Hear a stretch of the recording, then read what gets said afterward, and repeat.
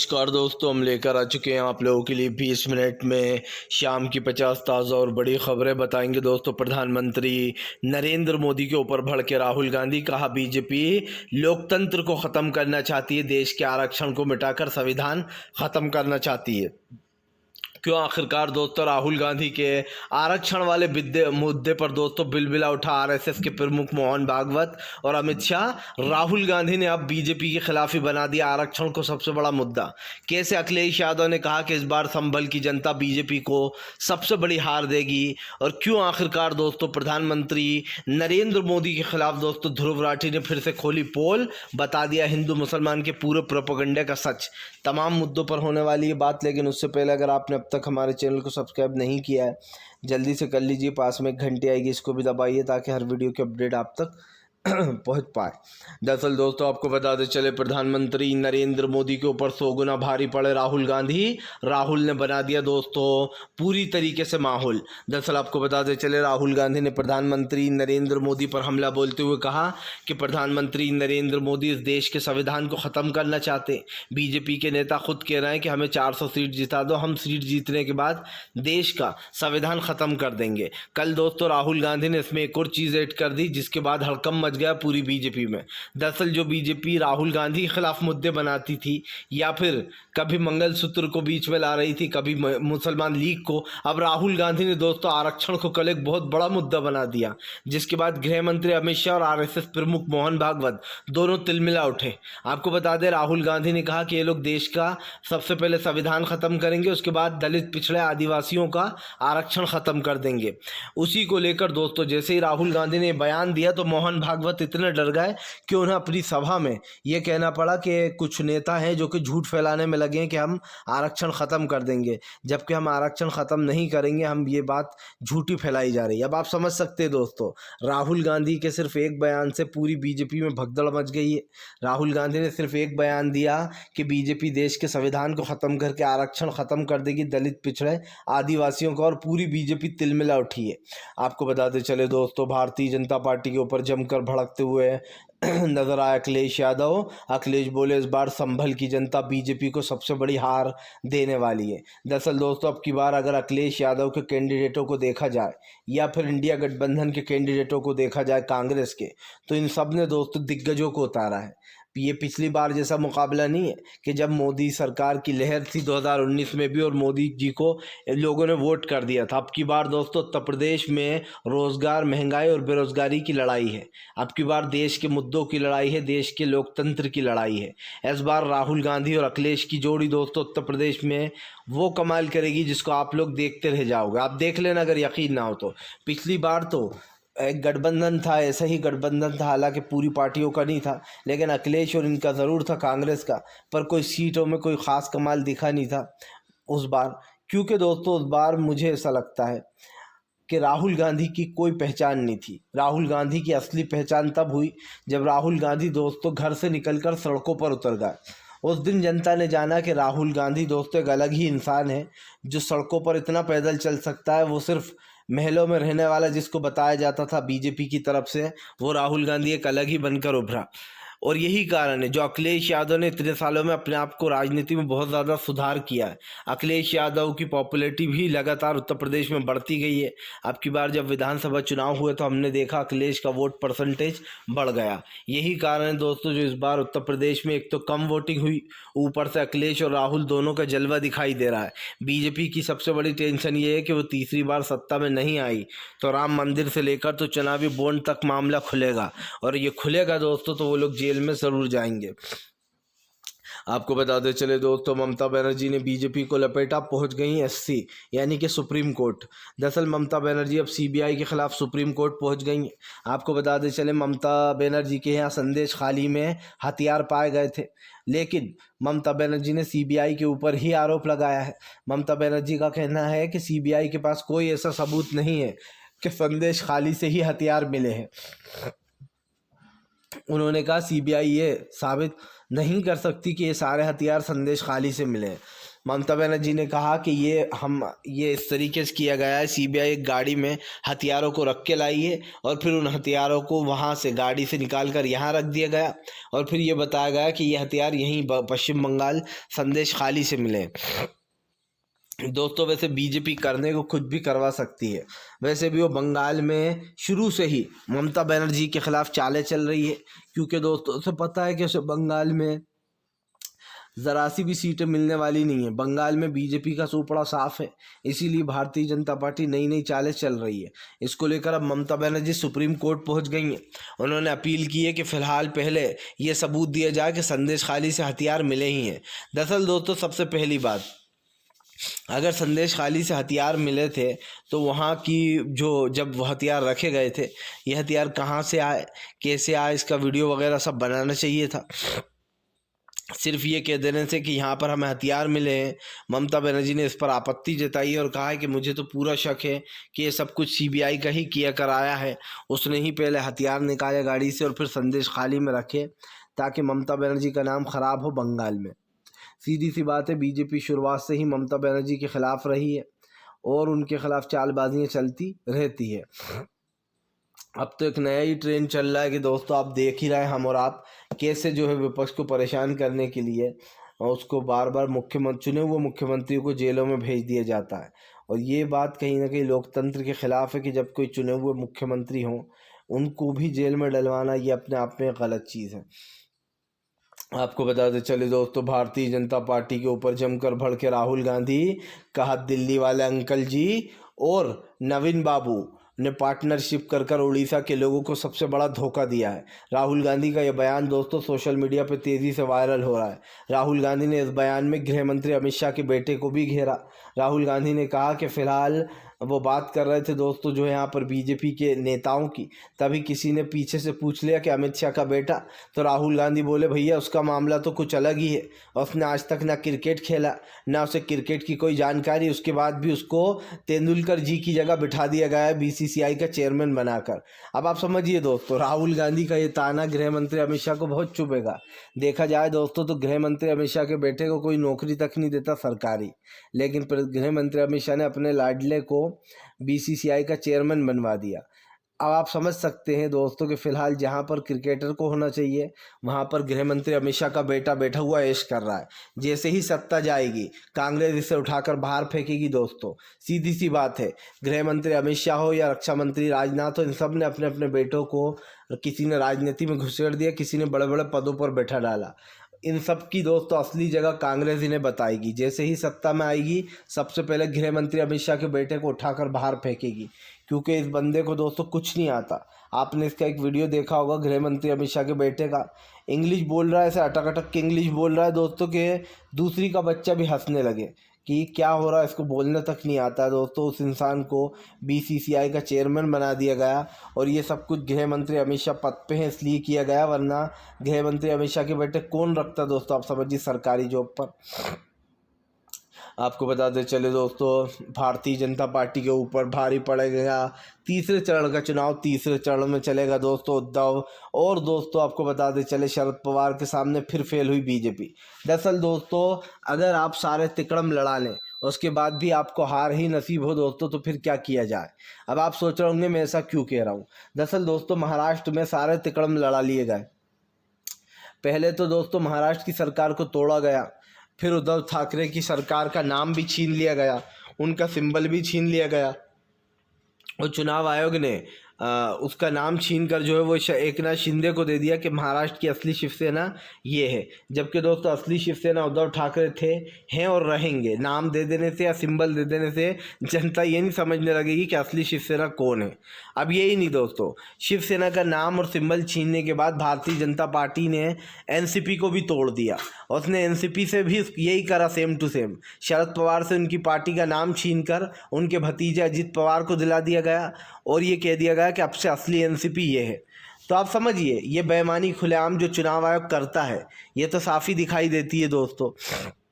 लेकिन इस सब के बावजूद भी दोस्तों जो महाराष्ट्र है वहाँ पर बताया जा रहा है पूरी तरीके से कब्जा उद्धव ठाकरे और शरद पवार का ही है। यानी कि इन दोनों के आगे दोस्तों बीजेपी फिर से ढेर होने वाली है। शरद पवार उद्धव ठाकरे के आगे दोस्तों बीजेपी का पूरी तरीके से गेम ओवर होने वाला है। सबसे बड़ी बात यह है दोस्तों कि देश के लोकतंत्र को जो लोग जोड़ने या ख़त्म करने की बात करते हैं दोस्तों, उन लोग की बोलती बंद होने वाली है। क्योंकि देख लेना, जब तीसरे चरण का चुनाव अभी जो होने वाला है उसमें फिर से एक बार भारतीय जनता पार्टी का सूपड़ा साफ है। क्योंकि यहाँ पर उद्धव ठाकरे और दोस्तों शरद पवार का ही जलवा दिखने वाला है। और ये आप लिख के ले लीजिए। आपको बताते चले दोस्तों, भारतीय जनता पार्टी के ऊपर जमकर भड़कते हुए नजर आए दोस्तों तेजस्वी यादव। तेजस्वी बोले बीजेपी के पास कोई भी मुद्दा नहीं है चुनाव लड़ने के लिए, जनता से के लिए कुछ किया नहीं तो 10 साल में किस मुंह से जनता से वोट मांगे, तो हिंदू मुसलमान ही करो। तेजस्वी ने कहा कि जब बीजेपी हताश हो जाती है, जब उसे लगने लगता है कि अब हमारे पास कोई मुद्दा नहीं बचा है, तब बीजेपी हिंदू मुसलमान पर उतारू हो जाती है। आपको बताते चले, उन्होंने जमकर हमला बोलते हुए कहा कि बीजेपी की यही मंशा है। भारतीय जनता पार्टी पूरी कोशिश करती है कि वो देश के न सिर्फ दोस्तों संविधान को ख़त्म कर दे, बल्कि बीजेपी की मंशाएं साफ दिखाई देती हैं। आज हमारा देश, चाहे वो प्रधानमंत्री नरेंद्र मोदी हो दोस्तों या विपक्ष के नेता हों, जिस तरीके की भाषाओं का यूज़ करते हैं या फिर दोस्तों जो देश में हो रहा है वो आप देख रहा हो। किसी भी देश का प्रधानमंत्री खुलेआम हिंदू मुसलमान नहीं करता, लेकिन इस देश का प्रधानमंत्री दोस्तों खुलेआम हिंदू और मुसलमान कर रहा है। तो फिर आप समझ सकते हैं कि इस इंसान की मंशा क्या है। आपको बताते चले दोस्तों, फिलहाल भारतीय जनता पार्टी पूरी फंसी। दरअसल दोस्तों आपको बताते चले, कर्नाटक में बीजेपी के नेता सेक्स रैकेट चला रहा था, बुरी तरीके से फंस गया। खैर भाजपाइयों के लिए तो ये आम बात हो गई है। महिलाओं का यौन शोषण करना, रेप करना बीजेपी के नेताओं के लिए आम बात है। और फिर एक बार बीजेपी की पोल खुल गई है। आपको बता दें, कर्नाटक जो दोस्तों आप समझिए पूर्व मुख्यमंत्री देवगौड़ा जो है दोस्तों, उनके बेटे का एक वीडियो वायरल हो रहा है।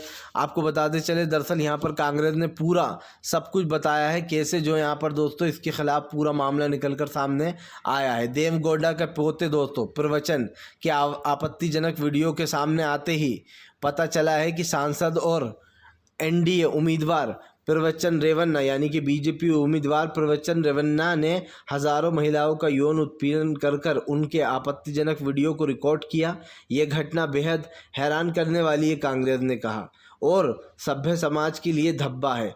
जबकि आपको बता दें, उन्होंने कहा बीजेपी को इस यौन उत्पीड़न और वीडियो की जानकारी पहले से ही थी, लेकिन सत्ता के लालच में डूब चुकी भाजपा ने आंखें बंद कर महिलाओं की इज्जत को तार तार करने वाले बलात्कारी को टिकट दे दिया।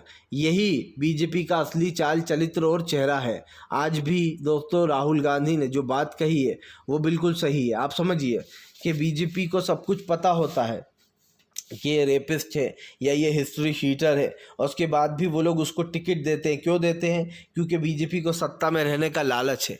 राहुल गांधी ने इनकी पोल खोल दी दोस्तों, और सॉरी राहुल गांधी ने, कांग्रेस ने, और दोस्तों सिद्धरामैया और डीके शिव कुमार ने खुद ने इस बात को कंफर्म किया है। अब आप समझिए दोस्तों कि फ़िलहाल पूर्व प्रधानमंत्री देवगौड़ा का जो बेटा है, पोता है, उसके कितने आपत्तिजनक वीडियो, और ये भी कहा जा रहा है कि उसने महिलाओं की इजाज़त के बिना उनके कई आपत्तिजनक वीडियो को रिकॉर्ड भी किया है। तो आप समझ सकते हैं दोस्तों कि इस तरीके का 2 कौड़ी का इंसान को टिकट दिया गया है, जो ना महिलाओं की रिस्पेक्ट करता है और जिसके इस तरीके का अश्लील वीडियो तैरते फिर रहे हैं इधर उधर। आपको बताते चले दोस्तों, फिर भाजपा को लपेटे में ले लिया दोस्तों, जो है यहाँ पर अखिलेश ने बीजेपी को लपेटे में लेते हुए दी चेतावनी। कहा फिलहाल बोरिया बिस्तर तैयार रखना। जैसे 2 चरण में भाजपा का सफाया हुआ है, वैसे तीसरे चरण में भी बीजेपी पूरी तरीके से पस्त होने वाली है। दरअसल दोस्तों इस देश में अभी भी कुछ लोग ऐसे हैं जो बीजेपी की तमाम ख़राब चीज़ें देखने के बाद भी उसको सपोर्ट करते हैं, लेकिन वो महज 10% लोग होंगे। वो 10% लोग दोस्तों समाज के लिए एक धब्बा तो है ही, इसलिए है कि अगर आप किसी कुछ गलत होते हुए देख रहा हो तो आप तब भी उसका साथ दे रहा हो। मान लीजिए देश में बहुत महंगाई हो गई, गरीबी हो गई, सब कुछ हो रहा है, और उसके बाद भी कोई ये कहे कि मैं तो मोदी को ही वोट दूंगा, वो मेरे लिए भगवान है, वो मेरे लिए पति है, वो मेरे लिए दोस्त है। इस तरीके के भी बयान हमने महिलाओं के मुंह से सुने हैं। हालांकि वो हम बहुत पहले की बात बता रहे हैं, लेकिन अभी भी कुछ अंधभक्त हैं जो भाजपा को सपोर्ट करते हैं, खुलेआम करते हैं। लेकिन दोस्तों मज़े की बात क्या है कि इस देश की आधी से ज़्यादा आबादी बीजेपी के ख़िलाफ़ हो चुकी है। और जब दोस्तों बगावत पर लोग उतर आते हैं तो दोस्तों उस इंसान को जाने में ज़्यादा देर नहीं लगती है जिसके ख़िलाफ़ बगावत शुरू होती है। प्रधानमंत्री के ख़िलाफ़ बगावत शुरू हो चुकी है दोस्तों। इस सरकार को अब सत्ता से जाना ही होगा। कोई भी माई कलाल इस सरकार को रोक नहीं सकता, क्योंकि भारतीय जनता पार्टी न सिर्फ देश के लिए ख़तरनाक है दोस्तों, बल्कि देश के संविधान को भी वो ख़त्म कर रही है। देश के आरक्षण में जो दलित पिछड़े आदिवासी होते हैं, ये आरोप बीजेपी पर लग रहा है कि वो देश का आरक्षण भी आते आते ख़त्म कर देगी। और ये यही बात नहीं है, यही कारण है जो राहुल भड़के हुए थे। आपको बताते चले दोस्तों, अरविंद केजरीवाल ने बीजेपी की खोली पोल कोर्ट में। केजरीवाल बोले ये सहयोग नहीं हो सकता कि इधर चुनाव आ रहे थे और उधर मेरी गिरफ्तारी की पूरी प्लानिंग की जा रही थी। आपको बताते चले आम आदमी पार्टी ने आरोप लगाया है कि अरविंद केजरीवाल को चुनाव प्रचार से रोकने के लिए उनको गिरफ्तार करके रखा गया है। और दोस्तों अभी तक केजरीवाल के खिलाफ कोई प्रूफ भी नहीं मिला है। कोर्ट में बार बार इस चीज़ को दोहराया जा रहा है कि भैया कोर्ट केजरीवाल के ख़िलाफ़ जल्दी सबूत मिलेगा, लेकिन दोस्तों यहाँ पर जानबूझकर चार्जशीट भी वो नहीं की जा रही है। और यही कारण है जो अरविंद केजरीवाल ने बीजेपी को जमकर लपेटा। केजरीवाल ने बताया कि इन लोगों ने उनको प्रचार से रोकने के लिए सब कुछ किया है, ताकि ना केजरीवाल दिल्ली में प्रचार कर सके, ना बंगाल में कर सके। क्योंकि दोस्तों अगर केजरीवाल बाहर होते तो वो इंडिया गठबंधन के लिए प्रचार करते, वो बंगाल जाते, वो बिहार जाते तेजस्वी के पास, वो अखिलेश के पास यूपी जाते, कर्नाटक जाते, तमाम जगहों पर जाते। लेकिन दोस्तों एक चीज़ तो साफ़ है, अरविंद केजरीवाल अंदर है या बाहर है, फ़र्क इससे नहीं पड़ता है। इंडिया गठबंधन कल भी जीत रहा था, इंडिया गठबंधन आज भी जीतेगा। अरविंद केजरीवाल भले ही जेल में बंद है, लेकिन लोगों को पता है कि केजरीवाल को फंसाया गया है। कैसे केजरीवाल के खिलाफ एक षड्यंत्र बुना गया, फिर उनको जेल में डलवा दिया गया। लेकिन केजरीवाल से एक बात ज़रूर कहना चाहूँगा, आप जो इंसान के साथ करते हो वो आपकी तरफ लौट कर ज़रूर आता है। कई बेचारे ऐसे लोग हैं दोस्तों, हम केजरीवाल की तो बात कर रहे हैं, खैर अब तो वो अच्छे हैं, लेकिन पहले की मैं अगर बात करूं दोस्तों तो केजरीवाल वही इंसान है जिन्होंने कई बेचारे एनआरसी CAA का प्रोटेस्ट कर रहे लोगों को जेल में अंदर डलवाने में बीजेपी का साथ दे दिया था और कहा था कि आप कार्रवाई कर लो, हमें कोई आपत्ति नहीं है। जबकि दोस्तों अगर अरविंद केजरीवाल चाहते तो इसमें टांग अड़ा सकते थे, वो उसमें से लोगों को बचा सकते थे, वो पता कर सकते थे कि कौन लोग सच में इन्वॉल्व थे दिल्ली दंगों में, किन लोगों ने दंगे भड़काए थे और कौन लोग बेगुनाह थे दोस्तों CAA NRC में। लेकिन केजरीवाल ने ऐसा नहीं किया। वो लोग, केजरीवाल तो अभी जेल में गए, वो लोग बेचारे सालों से जेल में बंद है अभी भी। उमर खालिद को ले लीजिए, उमर खालिद को 2 साल से भी ऊपर हो गए जेल में बंद, अब तक उमर खालिद को बेल नहीं मिली है। बहुत अफसोस की बात है। खैर, अगर इंसान दोस्तों अपना पुराना कल छोड़ के अच्छी तरफ चल पड़े तो उसका सपोर्ट करना चाहिए। बस यही कारण है जो केजरीवाल का सपोर्ट इंडिया गठबंधन की वजह से सब कर रहे हैं, क्योंकि केजरीवाल को अब समझ में आ गया है कि बीजेपी किसी की नहीं है दोस्तों। जो इंसान दोस्तों आप समझिए खुद के परिवार का नहीं हुआ, वो दूसरों का क्या ही होगा, उससे क्या भरोसा किया जा सकता है। जो इंसान खुलेआम हिंदू मुसलमान करता है, मनमोहन सिंह साहब पर झूठ बोलता है। मनमोहन सिंह साहब ने कब कहा था कि वो सारी प्रॉपर्टियां हिंदुओं की प्रॉपर्टियां मुस्लिमों में बांट देंगे? कभी आज तक नहीं कहा। उल्टा मनमोहन सिंह साहब ने देश की अर्थव्यवस्था को सुधारा।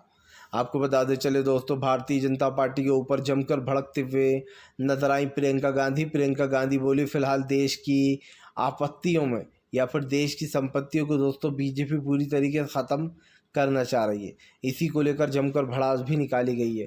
और प्रियंका गांधी से लेकर दोस्तों तो बीजेपी के तमाम नेताओं में प्रियंका को लेकर एक डर भी है। यहाँ पर प्रियंका ने साफ कहा कि फ़िलहाल आने वाले समय में वो काफ़ी कुछ चीज़ें जो यहाँ पर दोस्तों बदलाव पाएंगी। लेकिन मुझे एक चीज़ समझ में आ गई कि भारतीय जनता पार्टी की जो असलियत है दोस्तों वो जनता के सामने है। प्रधानमंत्री कुछ भी कहते रहें, लेकिन देश दोस्तों देख रहा है। आज हमारा देश प्यार मोहब्बत भाईचारे से बहुत अलग हो चुका है और ये चीज़ दोस्तों कहीं ना कहीं देश के लिए ख़तरनाक साबित हो रही है। तो इन चीज़ों पर कम से कम बात होना चाहिए। और आप भी समझते हैं कि फ़िलहाल सरकार की नीतियाँ क्या हैं, कम से कम जो है यहाँ पर सरकार को इस मुद्दे पर सोचना चाहिए और सोच समझकर बात करना चाहिए। फ़िलहाल आपको अगर दोस्तों हमारा वीडियो अच्छा लगता है तो इसको कृपया लाइक करें, चैनल पर पहली बार आए सब्सक्राइब करें ताकि ऐसे वीडियो आपको आगे भी मिलते रहें दोस्तों और आप हमसे जुड़े रहें। हम आपसे इसी तरीके से